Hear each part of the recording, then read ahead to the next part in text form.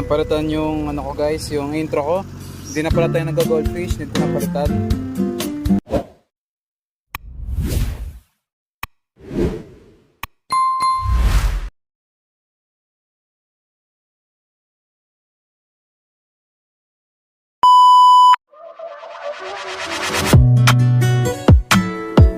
Don't play with it, don't be dishonest. Ay, still not understanding. Hello guys, good morning. Welcome back again to my channel, Mujong Aquatics. So dito ulit tayo ngayon sa farm namin. So for today's video, gagawa ko ng video. I-check ko kasi yung laki ng bangus namin. It's been 2 months na since last hulog namin.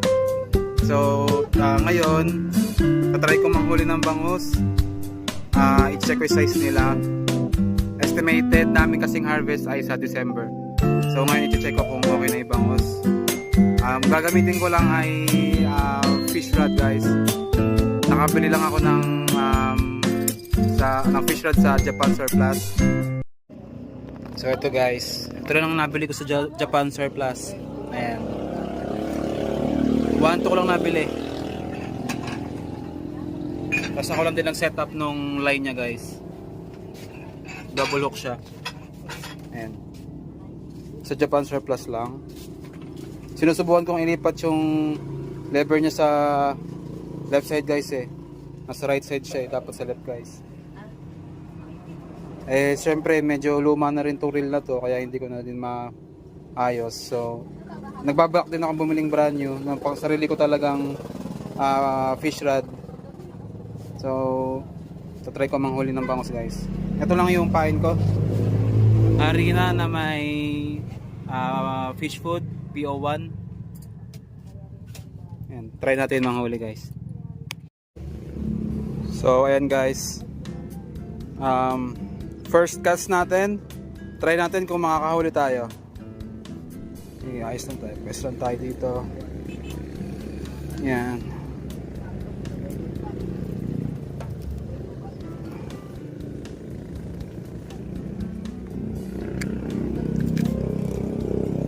Okay.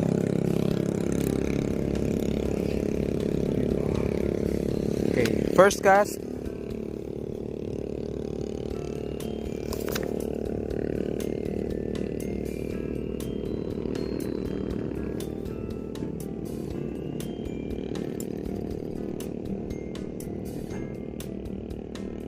Ayun, huli agad guys.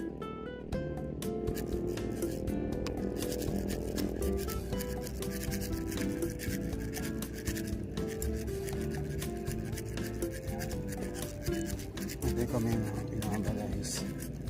Ano yung huli natin? First cast, ayan guys. Ayan.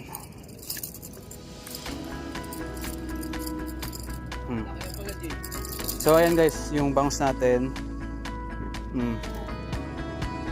Medyo malaki na guys.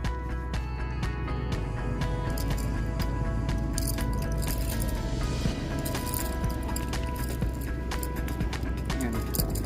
Lagyan natin dito guys. Makita natin na maayos.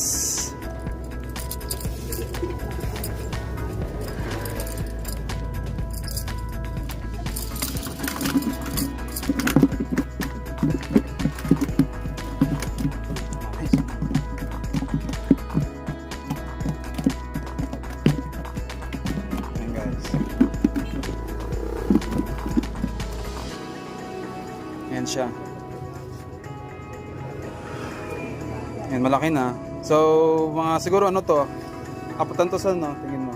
5. Ayan. So, pangalawang buwan nila dito sa palaisda namin. Ayan, ganyan sila kalaki. Ayan. Mga 5 piraso na ito. 1 kilo. Pero ano pa to eh. Ito kasi 1 buwan pa bago mag-harvest, so lalaki pa to. Maliit pa to, pero sa December guys, pwede na yan, ma-harvest na yan. Isa pa. So ayun, nakahuli tayo ng isa guys.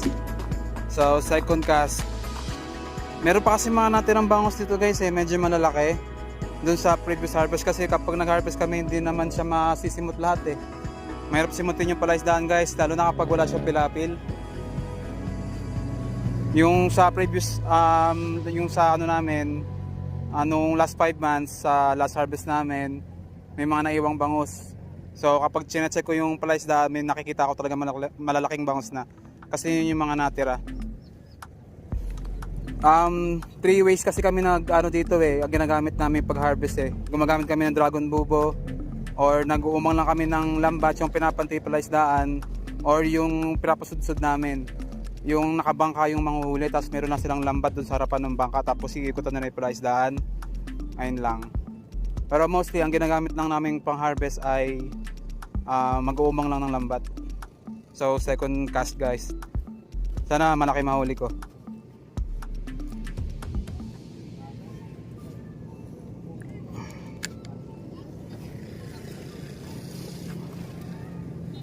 Ay, second cast.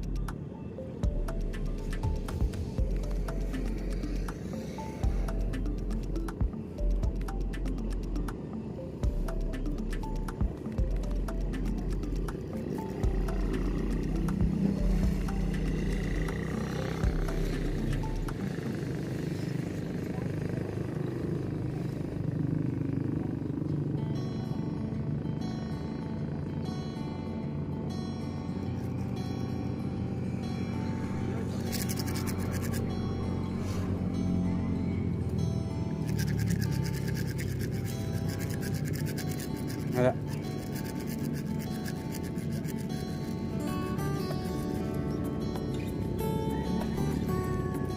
Nakain yung ano.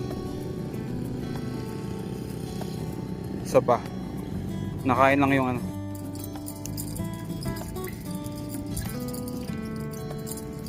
Ayaw ka mo tatulay ko ulit ko. Tatay ako na ako. Para sa ulit, punta. Pwede na yun. Pangatlong huli guys. Talaga. Naputol. Naputol yung pamingit ko guys. Medyo malaki yung isang bangus na yun. Oy, may malaki din kasi. So nakaapot lang tayo. Naiwan ko yung mga sima kong iba. So next time na lang guys, no. Ay, nakaapot lang tayo. So ayun guys, nakaapot lang tayo. Mga tingin ko 1 kilo na rin to eh.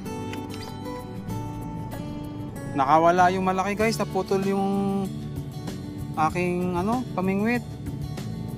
Medyo luma na ata yung tansig nakalagay doon, kasi sa surplus ko lang nabili yun eh.